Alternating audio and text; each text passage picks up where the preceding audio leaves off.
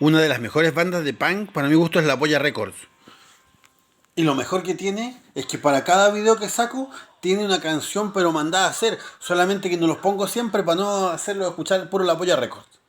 Hoy día vamos a hablar de las vacaciones. El video anterior fue del trabajo, así que ahora corresponde hablar del descanso que tienen los trabajadores. Vamos a partir desde el origen y vamos a hacer un análisis de la importancia que tienen y de su relevancia en cuanto a la lucha por los beneficios sociales de los trabajadores.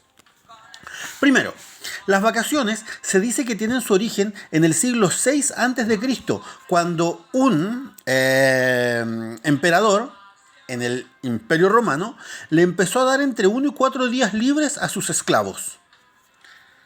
O sea, un día a 4 días libre para los esclavos.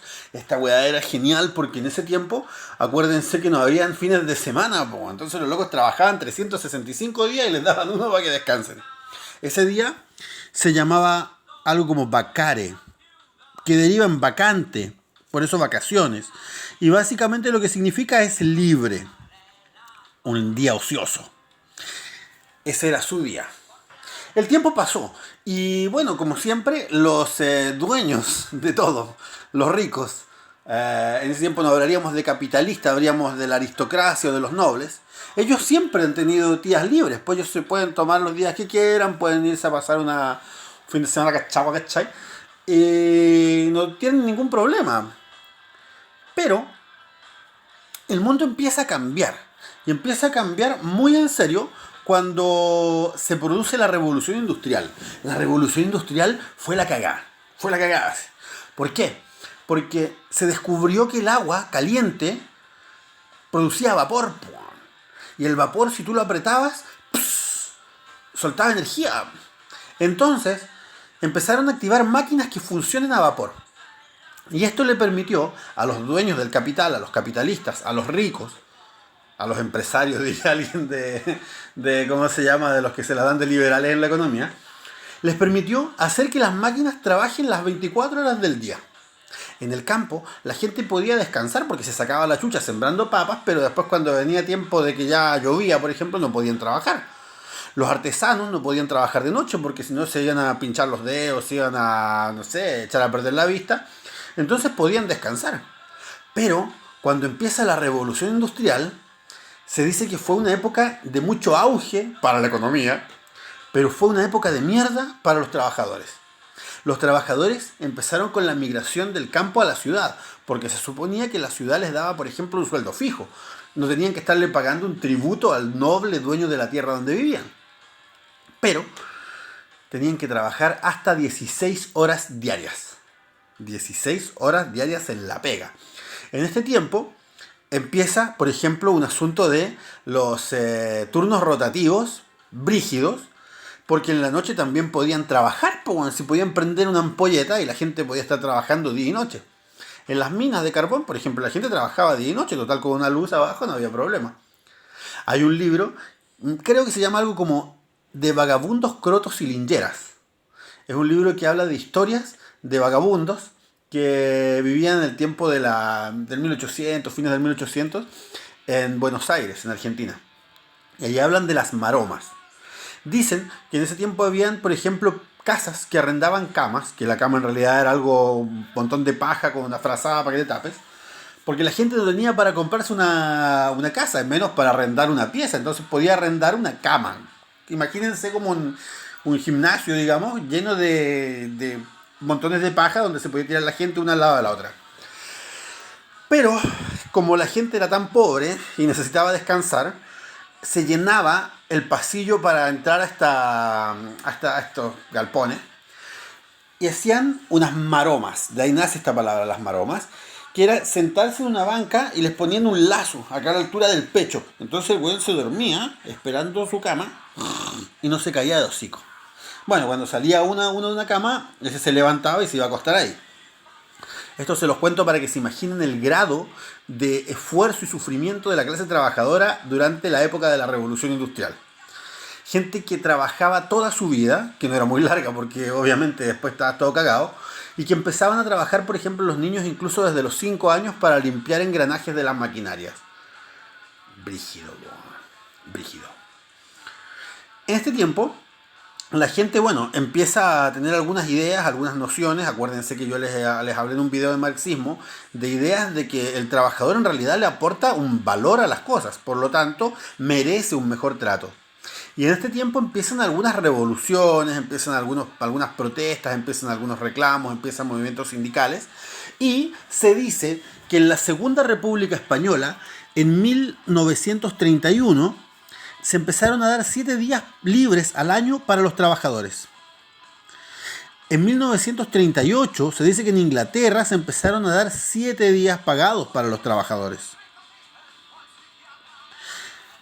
Hay un programa de radio cooperativa del 30 de enero del 2018 donde habla Andrés Kalabsky y él dice que lo más importante de todo esto, la primera fecha bacán, es 1936, en Francia, donde se consiguen 14 días pagados gracias a un paro de 3 millones de trabajadores franceses. Para los que dicen que las huelgas no sirven de nada, que las marchas no sirven de nada, el periodo de 14 días, 2 semanas de vacaciones, en 1936 lo habrían conseguido gracias precisamente a este tipo de movilización los trabajadores franceses. Busqué mucho de Chile y encontré en la página Memoria Chilena que se dice que las vacaciones en Chile habrían empezado en 1931. Pero en realidad no dice si es que son vacaciones legales, no dice si son pagadas, no dice si son para todos. Dice como que empezaron las vacaciones. Es una información súper vaga, súper de cabro chico la que hay acá en esta página de Memoria Chilena. Al que quiera revisar, revise, pero no la recomiendo porque no me parece seria. En todo caso, la menciono para que vean que reviso información oficial. No piensen que invento weá. ¿A qué va todo esto? ¿Por qué hago este video, digamos, lo del descanso, del derecho al descanso? El derecho al descanso, es un derecho humano. El derecho al descanso y a la recreación. O sea, nosotros no estamos hablando de que la persona quiera descansar porque sí. El individuo tiene que descansar porque si trabaja hasta sin parar se revienta y se muere. De hecho, hasta la misma empresa le conviene que el trabajador descanse, que tenga buenas condiciones. Ahora, en Chile, lamentablemente, está muy fuerte un grupo de personas que, bueno, vamos a hablar de ellos en el video 100, que se las dan de liberales en lo económico. El liberalismo económico transformado en neoliberalismo es lo que se está experimentando en Chile. Y que Estados Unidos copia muchas de las ideas que se han probado primero en Chile. Chile ha sido un laboratorio, básicamente. En Estados Unidos hay derecho a vacaciones, pero no es obligatorio. Y mucha gente no lo toma, cerca del 50% de los trabajadores no lo toma, porque puede ser, reemplazado en su pega. Entonces no es básicamente un derecho como tan estatuido.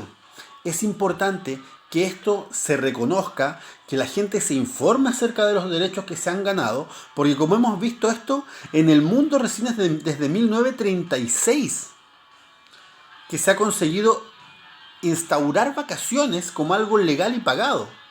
O sea, en una nueva constitución que se firme, yo confío en que se va a aprobar que saque una nueva constitución para sacar esa mierda de Pinochet, los trabajadores debemos considerar que hayan vacaciones pagadas y con ciertas medidas de resguardo laboral que te permitan, obviamente, hacer uso de ellas. Es fundamental que los trabajadores entendamos que si es que no nos movemos, nos pueden arrebatar todos estos derechos. Los grupos económicos en Chile, como dije en un video anterior, incluso creen que sería bueno terminar con el sueldo mínimo y que todo se regule según el mercado. Si logran eso, serían años de lucha perdidos. Un montón de marchas, trabajadores muertos, trabajadores torturados, trabajadores desaparecidos, que habrían luchado en vano. Así que cabros, ténganlo presente. No se olviden que llevamos un mundo nuevo en nuestros corazones y que hay que mover la rajuela y votar a prueba. Nos vemos.